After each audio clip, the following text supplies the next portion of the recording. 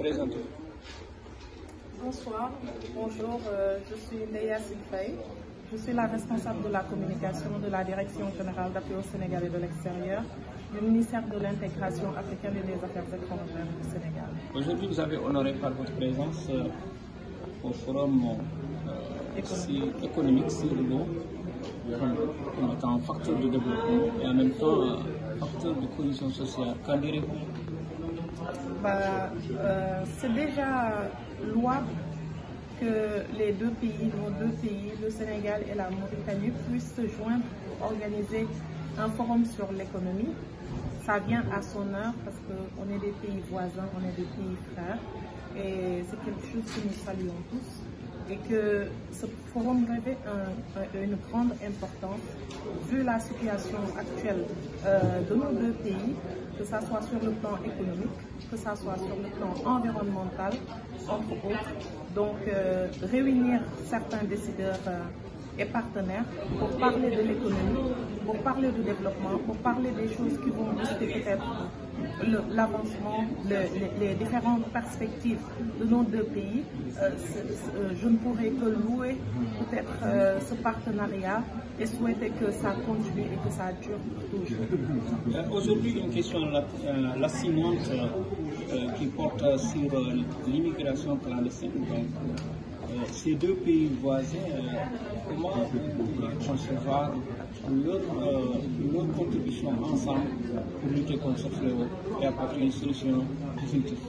Alors, comme vous savez, au ministère des Affaires étrangères, à travers son bras technique qui est la Direction générale d'appui au Sénégal et de l'extérieur, nous avons des bureaux d'accueil, d'orientation et de suivi des Sénégalais de l'extérieur et communément appelés même des migrants de retour et des potentiels migrants.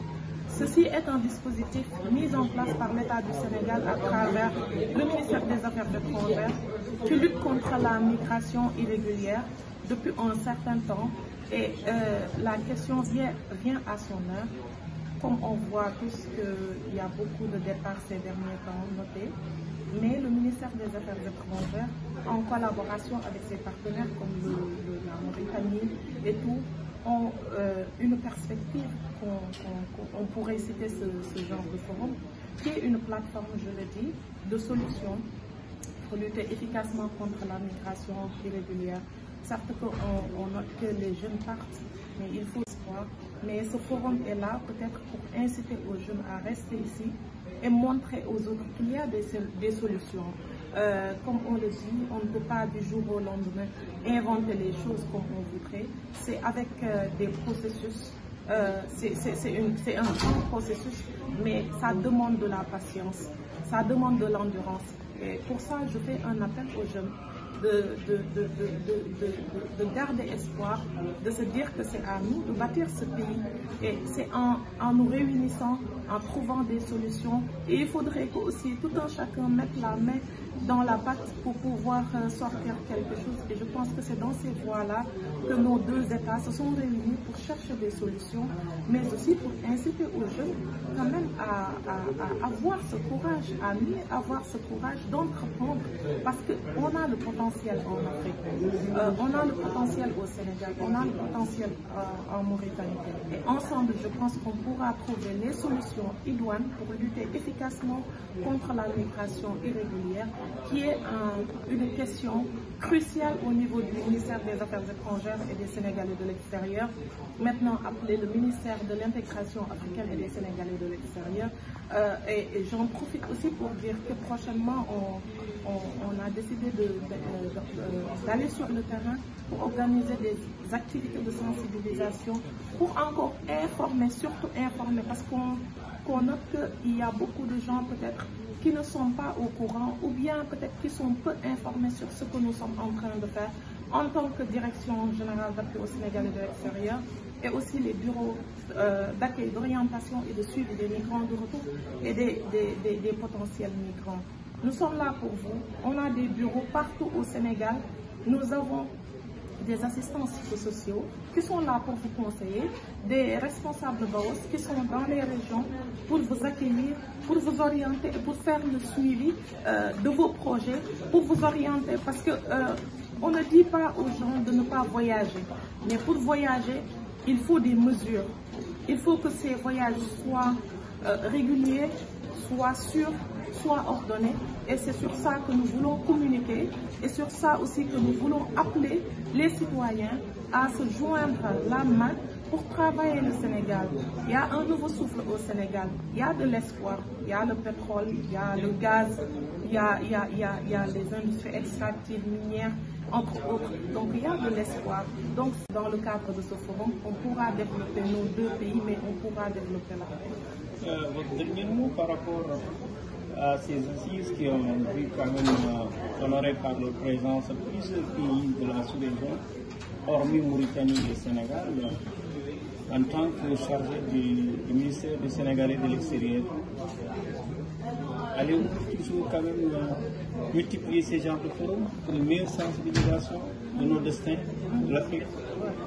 Je pense remercier nos autorités d'avoir pensé à organiser ce genre de forum et leur demander de démultiplier ces forums-là, soit dans notre pays ou au Sénégal, mais que ça ne se limite pas là, et mieux impliquer aussi les communautés.